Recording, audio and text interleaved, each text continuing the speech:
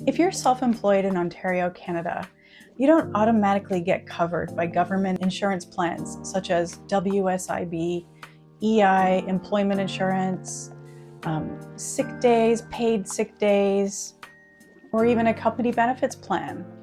Most people don't realize how much of their future financial independence actually relied so much on having a stable employer benefits plan. Things are so different when we're self-employed.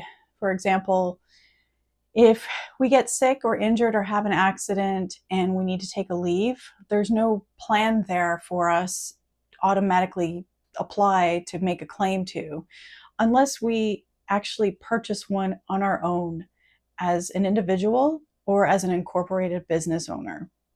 Most people either do or don't realize how much of their financial stability relied on employer-provided and employer-sponsored benefits. You either do realize or you don't realize how much of your financial stability relied on all of those benefits that an employer-sponsored plan would pay for. If you've been there, you know what it's like.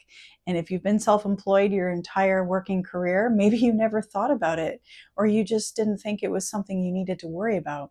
Well, in this video, I'm going to break it down just a little bit more.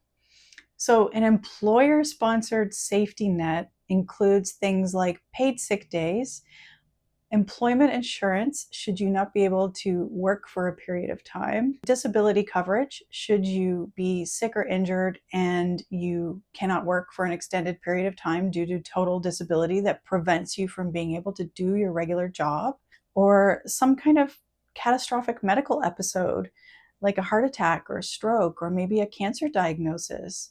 Employer paid benefits typically cover these things. Also, health plans, dental, vision, prescription medications, massage, chiropractor, physical therapy, all of these things typically we see with employer paid benefits. In more recent years, maybe you know what I mean, a lot of these benefits just aren't offered anymore in corporate environments, or they're very scaled down, very small amounts of coverage, or you're just not working full time and therefore you don't qualify because you don't meet the criteria to be covered by the employer.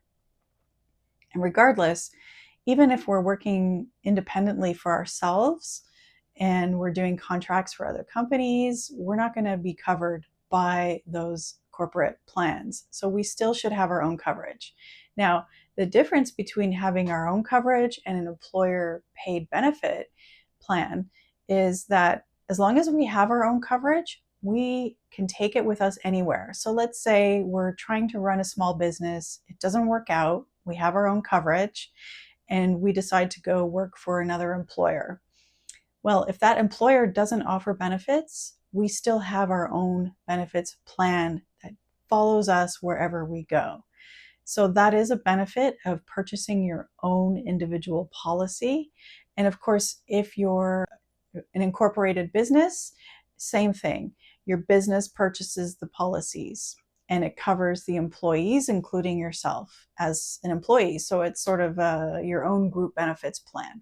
And there are very flexible plans that allow you to offer, if you do have employees as a small business owner, you can offer your employees their own portable benefits plan, whether it's life insurance, disability, dental and vision, medical, all those fun health benefit plans that, help make our lives a little easier. If all of this makes sense, but you're still not seeing the need to purchase any of these coverages because maybe you're thinking, well, my business is going to make me so much money, so I'll be able to self-insure myself. Well, what happens if something happens to you and you can't work? You have to stop working and your business only runs when you're running, and suddenly you have to stop working.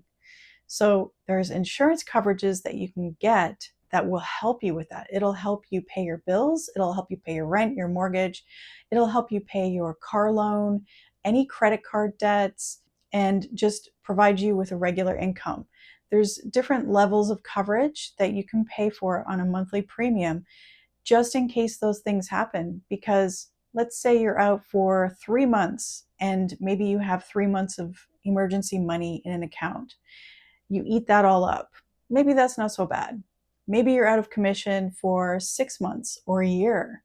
Can you afford to lose 6 months or a year worth of savings and not feel like you're going to have to start savings all over again to work towards a comfortable retirement? If you're thinking maybe that's not the smartest position to put yourself in, then that's where you need an insurance plan that I can help work out for you. It's not so much about working independently or being a business owner or a solopreneur or an entrepreneur as being irresponsible because you're leaving yourself exposed to all of these financial gaps. It's about knowing how to protect yourself, knowing what type of coverages you should have that makes sense for your financial situation, and sitting down and talking with somebody that will help work this out with you instead of just being pushed a certain product. Well, you should have this, you should have this, you should have this, you should have all of them. It's not so much about that. It's about looking at what your big picture looks like now, what your goals are, and what makes sense in how we should fill those gaps. So in the next video, I'll talk more about that, about what filling those gaps actually looks like.